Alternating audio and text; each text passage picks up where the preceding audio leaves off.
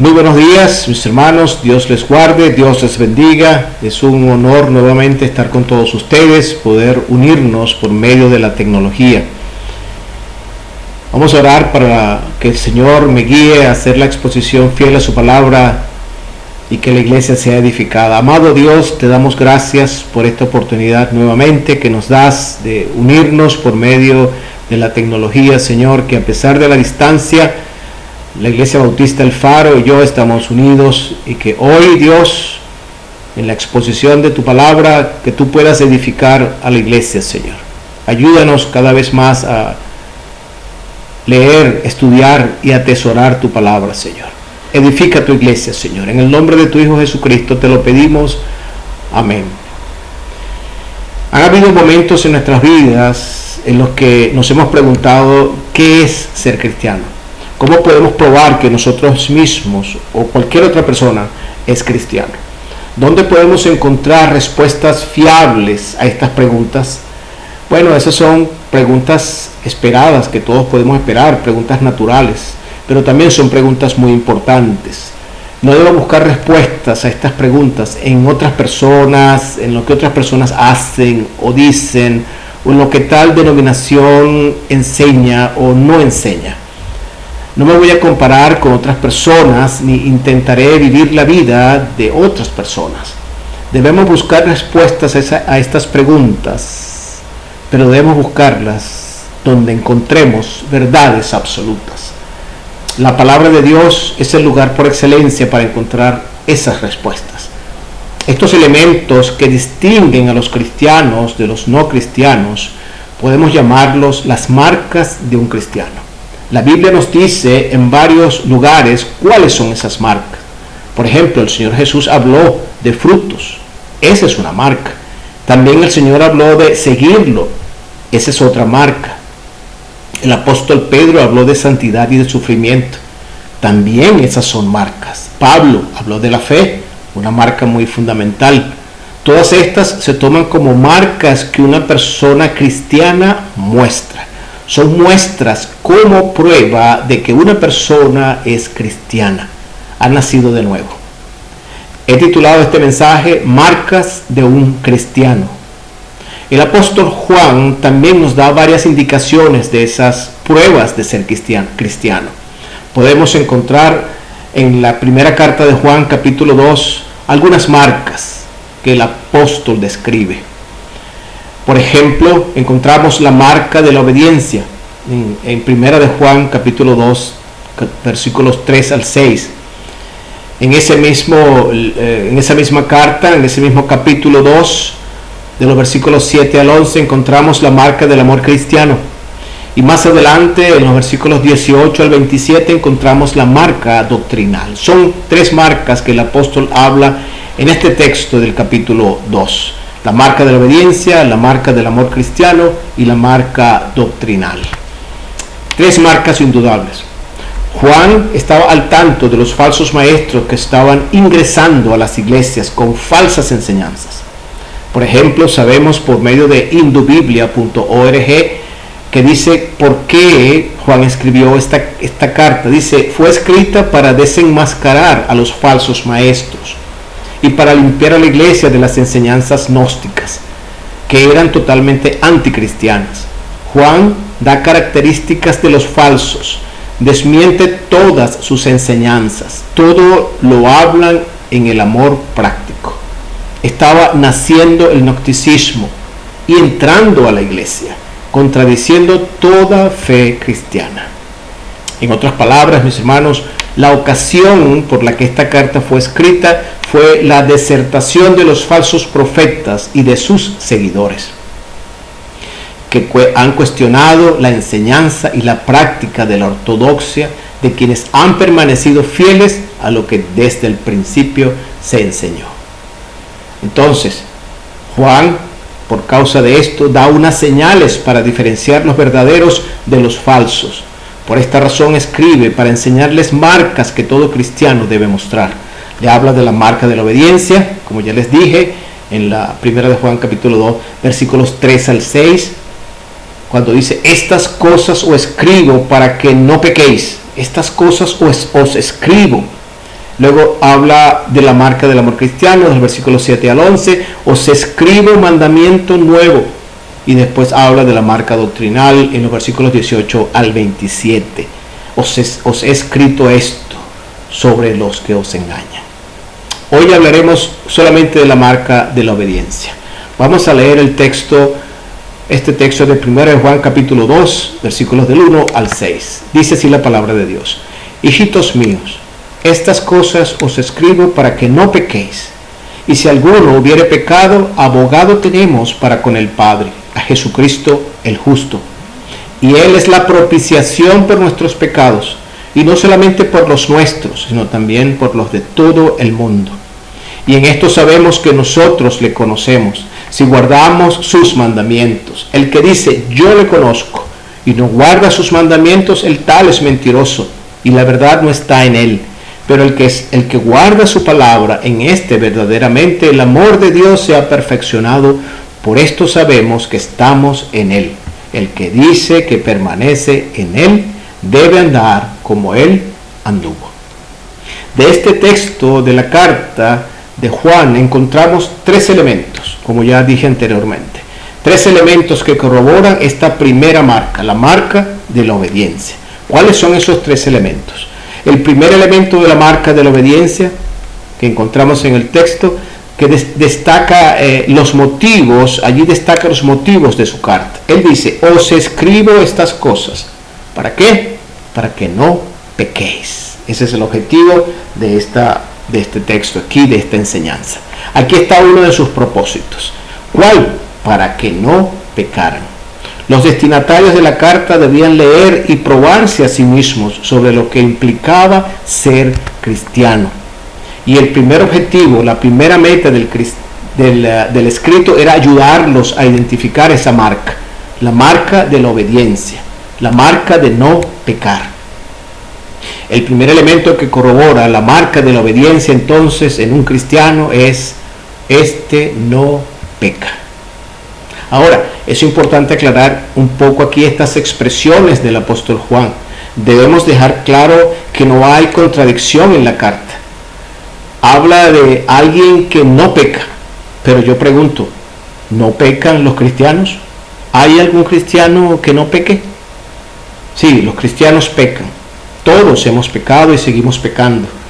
En el capítulo 1 de la misma carta, en el versículo 8, el apóstol afirma, si decimos que no tenemos pecado, nos engañamos a nosotros mismos y la verdad no está en nosotros.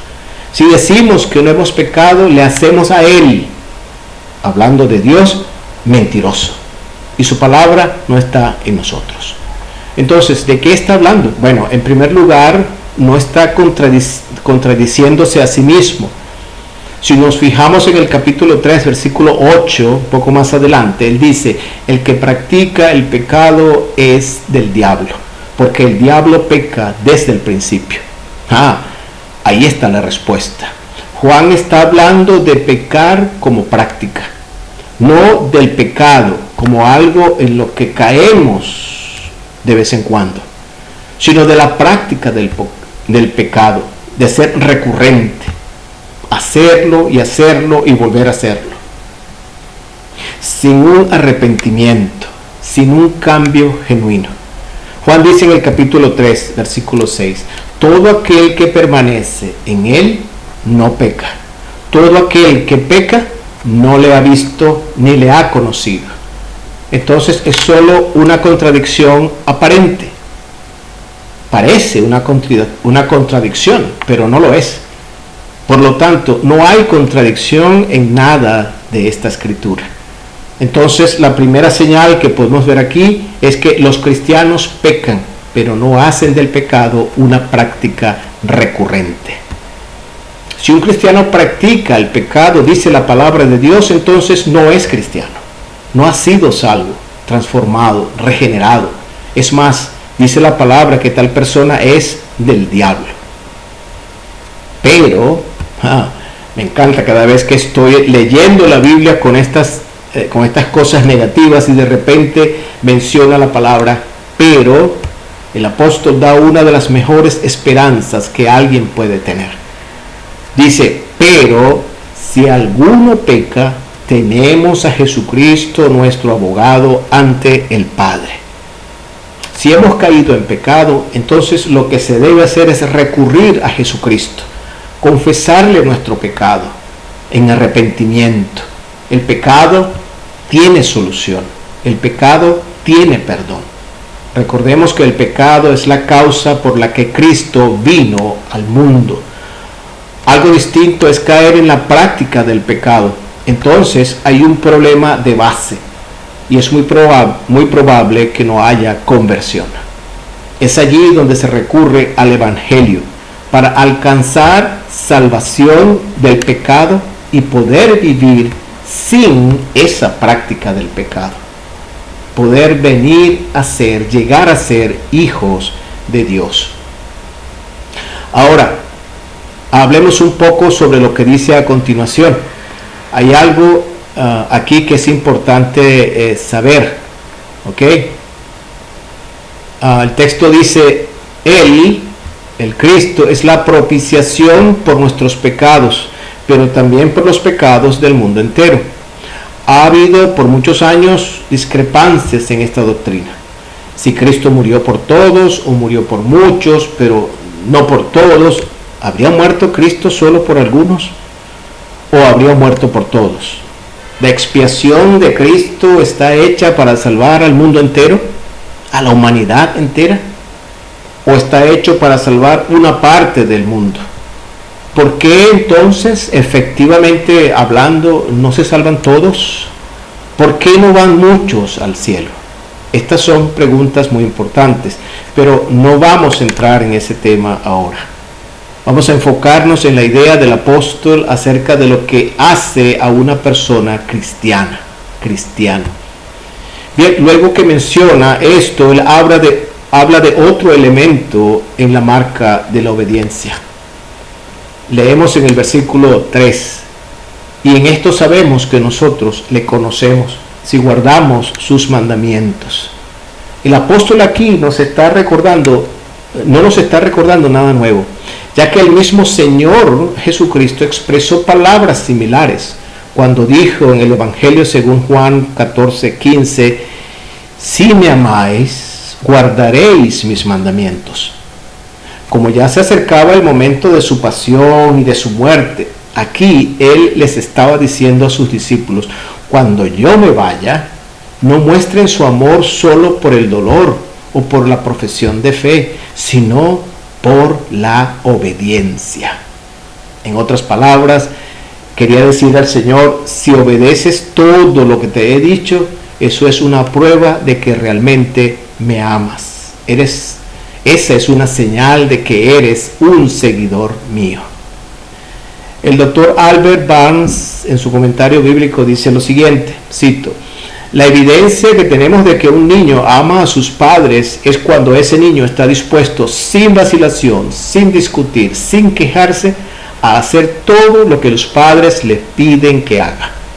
Por lo tanto, se requiere que los discípulos de Cristo demuestren que están apegados a Él supremamente, cediendo a todos sus requisitos y haciendo pacientemente su voluntad, aún enfrentando a hacer el ridículo y a ser tildados de fanáticos. Cierro la cita. Aquí hay una marca notable, una evidencia clara de ser cristiano. Hay un ceder supremo, cedemos supremamente nuestra voluntad. Decidimos someternos, decidimos obedecer todos sus requisitos, todos sus mandamientos. Es por eso que el apóstol Juan llega a una importante conclusión aquí diciendo en este versículo 3, y en esto sabemos que nosotros le conocemos, si guardamos sus mandamientos. En otras palabras, sabemos que lo conocemos a Él si permanecemos en obediencia a sus mandamientos, a su palabra. Y eso, mis queridos hermanos, es una marca básica, una marca fundamental de haber sido convertido por Dios. Además, el Señor Jesucristo dijo en Juan 15, versículo 5, parte B, el que permanece en mí y yo en él, este lleva mucho fruto, porque separado de mí nada podéis hacer. ¿Recuerdan ese texto? Permanecer en el Señor es una prueba, una muestra de que somos hijos de Dios, de que somos nacidos del Espíritu, de que somos seguidores de Cristo. Es evidentemente una marca de ser cristiano. Por lo tanto, tenemos aquí varias afirmaciones que nos dan elementos que conforman la marca de obediencia de un cristiano. Naturalmente, este elemento parece ser uno de los más importantes: ser obedientes a los mandamientos, guardar la palabra del Señor. ¿Obedecemos nosotros los mandamientos del Señor? ¿Los guardamos y los atesoramos? Amados hermanos, necesitamos desesperadamente obedecer al Señor. Pero para obedecer algo necesitamos saber qué debemos obedecer. Necesitamos de inmediato, sin más demora, llegar a conocer su santa palabra para que sepamos qué debemos obedecer. Dice el texto: el que dice que lo conoce, pero no guarda, no obedece sus mandamientos, este es mentiroso. La verdad no está en él. Donde no hay obediencia, no hay fe. El que cree, mis hermanos, obedece.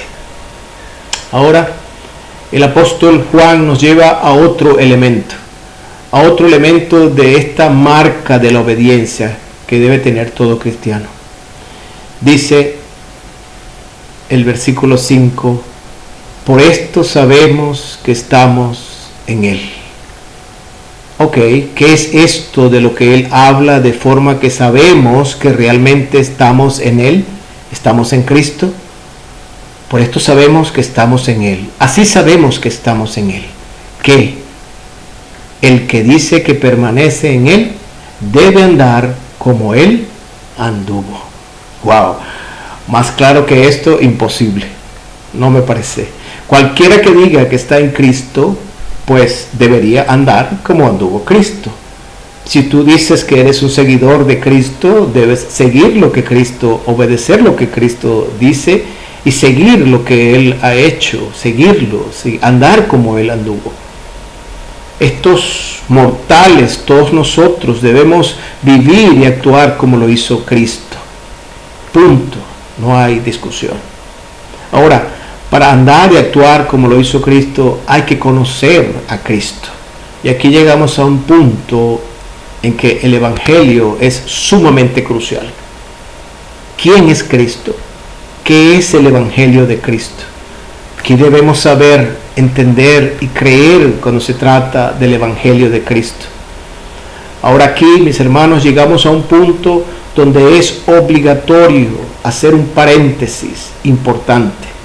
Lo que voy a hablar ahora puede cambiar por completo su vida, si no lo ha hecho todavía. Tal vez hayas escuchado esto antes, pero esto nunca se repite demasiado. El amor de Dios me obliga a compartir esto contigo. Todos nacemos muertos. Parece contradictorio.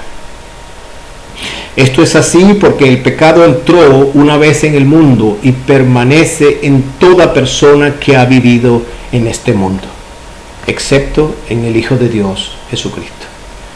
Toda la humanidad está sentenciada con ese veredicto que una vez fue proclamado en el jardín del Edén, cuando los primeros dos humanos desobedecieron y cayeron. El veredicto fue: ciertamente morirás. Esto lo encontramos en el libro de Génesis, capítulo 2, versículo 17. Desde entonces, toda la humanidad debe hacer frente a esa sentencia. ¿Conoces a alguien que no haya muerto? ¿Sabes de alguien que no vaya a morir? Como dije antes, solamente el Señor Jesucristo. Todo ser humano debe enfrentarse a la muerte. Hebreos 9:27 dice: y de la manera que está establecido para los hombres que mueran una sola vez y después de esto el juicio. Primera de Corintios 15:22 dice: porque así como en Adán todos mueren, también en Cristo todos serán vivificados. En Adán todos mueren. Cada ser humano se enfrentará a la muerte, cristianos y no cristianos. Ahora, hay una segunda muerte que viene inmediatamente después del juicio.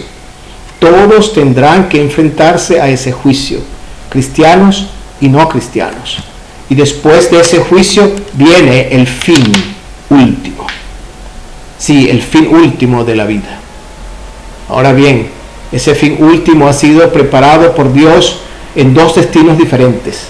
Uno se llama la segunda muerte. La mayor parte de lo que sabemos sobre la segunda muerte proviene del libro de Apocalipsis. Apocalipsis 2:11, por ejemplo, capítulo 2, versículo 11, dice: el que tiene oído, oiga lo que el Espíritu dice a la iglesia. El que venciere no sufrirá daño en la segunda muerte. Ya está hablando de un destino para los que no son de Cristo.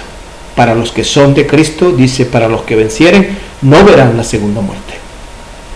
Apocalipsis 26 dice: bienaventurado y santo el que tiene parte en la primera resurrección, la segunda muerte no tiene potestad sobre estos. Ahí está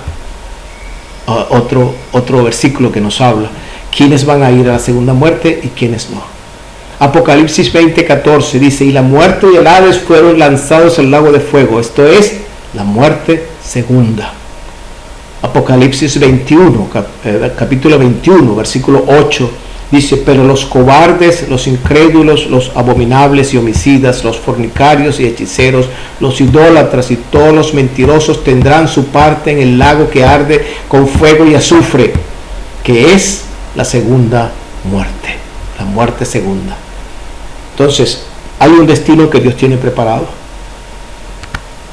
La segunda muerte es una referencia al lago de fuego donde aquellos que están separados de Dios por su pecado morarán por la eternidad. Esto como una advertencia a los incrédulos para que busquen la salvación que proporciona Jesucristo. El juicio venidero debe desafiar a los creyentes a compartir su fe. Hay una gran diferencia entre el destino final para los que conocen a Cristo y para los que no lo conocen. Ahora, aquí viene el Evangelio, las buenas nuevas, las buenas noticias. ¿Buenas noticias sobre qué? Buenas nuevas de salvación. Salvación de esa segunda muerte, una salvación provista por Dios mismo. Efesios 2:1 dice que todos estábamos muertos en nuestros delitos y pecados. Dice también que todos éramos por naturaleza hijos de ira, como los demás hombres. La ira de Dios estaba sobre todos los seres humanos.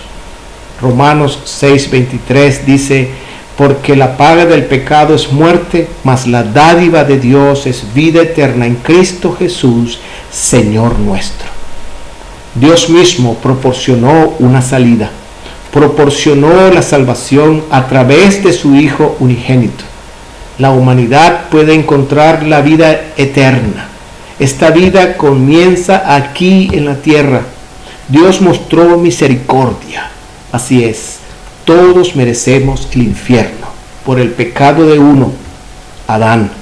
Todos nos convertimos en pecadores. Dios podría enviar a todos los pecadores al infierno y aún así su justicia permanecería impecablemente pura.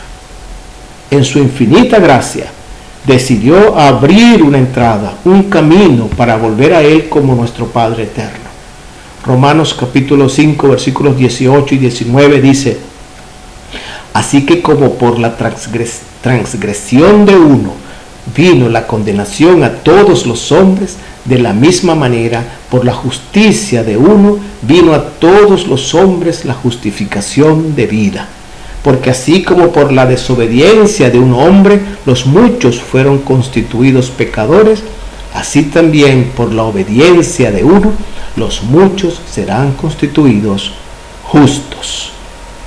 Muchos serán hechos justos. Entonces, ¿qué se debe hacer? La Biblia también es clara en eso. Jesucristo dijo cuando comenzó a anunciar el Evangelio: el tiempo se ha cumplido, el reino de Dios se ha acercado. Arrepentidos y creed en el Evangelio. Eso está en el Evangelio según San Marcos, capítulo 1, versículo 15. Eso es todo. Reconoce lo que has vivido, reconoce que has vivido una vida separada de Dios, una vida apartada de Dios, que lo has ignorado. Y ahora que has oído esta verdad, no tienes excusa. Simplemente arrepiéntete y cree en el Evangelio de Jesucristo. Tu vida cambiará por completo. No hay garantía de que no sufras o de que otras circunstancias contrarias no te alcancen, pero Dios estará de tu lado, brindándote los medios necesarios para fortalecer tu vida. Llegarás a ser un hijo de Dios, un hijo del Dios Todopoderoso. Él cuidará de ti hasta que llegue aquel día, el día del juicio. Este es el Evangelio. Esta es la buena noticia. Cristo, el Hijo unigénito de Dios, tomó tu lugar para que tú puedas ser justificado ante Dios y recibir salvación. No verás muerte segunda, sino que tendrás vida eterna. Andar como anduvo Cristo es vivir como vivió Cristo, actuar como actuó Cristo. Y te puedes preguntar, ¿cómo es eso? Bien, Primera de Juan, capítulo 1, versículo 6 dice, si decimos que tenemos comunión con Él y andamos en tinieblas, mentimos y no practicamos la verdad. Alguien escribió que andar como anduvo Cristo es vivir nuestra vida en la verdad de Dios.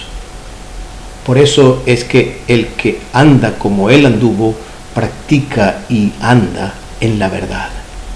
También andar en el amor, en la obediencia de sus mandamientos. Jesús obedecía todo lo que el Padre le mandó hacer. Juan capítulo 17, versículo 4 dice, yo te he glorificado en la tierra, he acabado la obra que me diste que hiciera. También Juan 6:38 dice, porque he descendido del cielo no para hacer mi voluntad, sino la voluntad del que me envió. Así como Cristo obedeció a su Padre, nosotros como cristianos debemos obedecer a Cristo. Esto es andar como Él anduvo. Esto es obedecer y seguir. Mis queridos hermanos, vamos a resumir esta primera marca de un cristiano, la marca de la obediencia. ¿Qué elementos debe mostrar cualquier creyente como señal de obediencia? ¿Cómo podemos ver si un creyente es realmente creyente? Si lo que dice es cierto. Bueno, la obediencia. Busquemos la marca de la obediencia. ¿Y cuáles elementos hay en esta marca de la obediencia? Primero, un cristiano no puede pecar. Esto no quiere decir que no peca, porque sería como dice 1 Juan 1:10, si decimos que no hemos pecado, hacemos a Dios mentiroso. Si decimos que no pecamos, estamos diciendo que Dios es un mentiroso. Nosotros como cristianos pecamos, pero no lo hacemos como una práctica. Cualquiera que dice ser cristiano y hace del pecado una práctica, no es cristiano, porque como leemos en 1 de Juan 3:6, todo aquel que permanece en Él no peca. Todo aquel que peca no le ha visto ni le ha conocido. Esta es una afirmación clara y absoluta. El que ha creído en Jesucristo no practica el pecado, porque si no viene a ser hijo del diablo. Segundo, los cristianos guardan los mandamientos de Cristo, guardan la palabra de Dios. Eso no quiere decir que agarramos la Biblia y la guardamos en una gaveta. No, quiere decir que la atesoramos, la estudiamos, la tenemos en nuestra mente, en nuestro corazón, la obedecemos por completo. Este es el elemento fundamental de esta marca de la obediencia. Necesitamos de inmediato, sin más demora, llegar a conocer la palabra del Señor, para que sepamos qué es lo que vamos a obedecer. ¿Cómo podríamos nosotros obedecer algo que no conocemos? Los animo a todos a conocer la palabra de Dios, a abrazarla, a meditarla, a atesorarla. El Espíritu Santo proveerá la manera de hacer que sea posible que todo ese conocimiento que tenemos en nuestra mente del estudio de su palabra se convierta en acciones, se convierta en actitudes, se convierta en buenas obras. Así no solo podremos guardar y obedecer los mandamientos y la palabra del Señor, sino que también nos permitirá vivir diferente, nos permitirá vivir como vivió Jesucristo. Tercero, los cristianos caminan de la misma manera que Cristo caminó. Esto es lo que sucede cuando ponemos en práctica lo que hemos guardado, los mandamientos que hemos guardado. La palabra que hemos meditado y atesorado ahora viene a formar parte de nuestra vida cotidiana. Entonces comenzamos nosotros a vivir como Cristo vivió, a actuar como Cristo actuó y a responder como Cristo respondió. Amados hermanos y amigos, ser cristiano no es algo, como dije una vez hace muchos años, algo superficial. No puede ser algo superficial, no dura cuando es algo superficial, no perdura. Tú no pones naranjas sobre un árbol, una mata de manzano, y de repente ese manzano se convierte en naranjo. Tarde o temprano esas naranjas que colocaste allí se van a podrir y se van a caer. Un manzano es un manzano porque desde el mismo principio, desde la misma semilla, fue manzano. Ser un auténtico cristiano es algo que no encontraremos en ningún manual, en ningún simple libro, no en internet. Ser un cristiano genuino implica renacer, ser regenerado por el Espíritu del Señor, ser cambiado, ser transformado. Entonces allí se mostrarán las marcas, evidencias de que se es un verdadero cristiano. Entonces, la marca de la obediencia, la primera marca que se constituye con estos elementos, no hace del pecado una práctica de vida. El cristiano que vive esta marca, tiene esta marca de la obediencia, no hace del pecado una práctica de vida. El cristiano que tiene esta marca de la obediencia guarda los mandamientos, guarda la palabra del Señor. Y tercero, el cristiano que tiene esta marca como obediencia, esta marca de obediencia, vive como Jesucristo vivió. Amados hermanos, estudiemos las Escrituras, escudriñemos la palabra, oremos al Señor para que su Espíritu nos ayude, nos conmueva, abra nuestra mente, nuestro entendimiento, nuestros ojos, nuestra vista, y nos ayude a vivir como verdaderos hijos suyos. Vamos a orar. Amado Dios, te damos gracias por esta oportunidad nuevamente.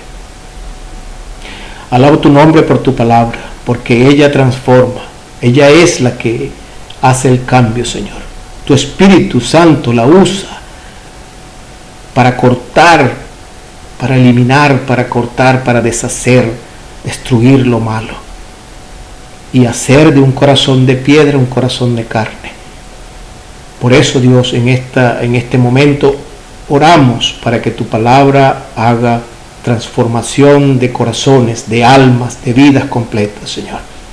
Y aquellos que aún no te conocen, hayan oído el plan de salvación, que vean que Jesucristo es el único camino, que Él se entregó por sus vidas en sustitución de su pecado, se hizo pecado Él, para que ellos fueran justos, llegaran a ser justos delante de Dios y no ver la segunda muerte, sino pasar a la eternidad con Dios. Y para los que son cristianos, Señor, que podamos entender que es importante, es vital que nosotros estudiemos y atesoremos tu palabra, Señor, para nuestra vida cristiana.